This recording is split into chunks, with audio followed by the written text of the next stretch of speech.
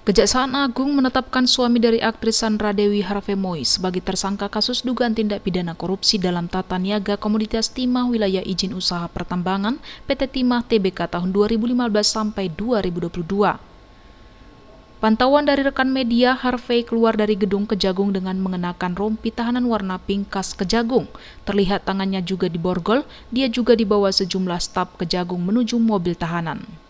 1 dari 6 orang saksi tersebut setelah dilakukan pemeriksaan secara intensif, tim penyidik memandang telah cukup alat bukti sehingga yang bersangkutan kita tingkatkan statusnya sebagai tersangka, yaitu saudara HM selaku perpanjangan tangan dari PT RBT.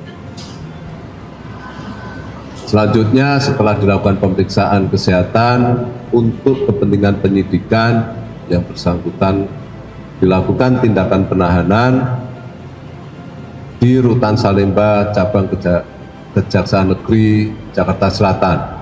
Atas kegiatan tersebut, maka selanjutnya saudara tersangka HM ini meminta para pihak smelter untuk menyisihkan sebagian dari keuntungannya diserahkan kepada yang bersangkutan dengan cover pembayaran dana CSR yang dikirim para pengusaha smelter ini kepada HM melalui PT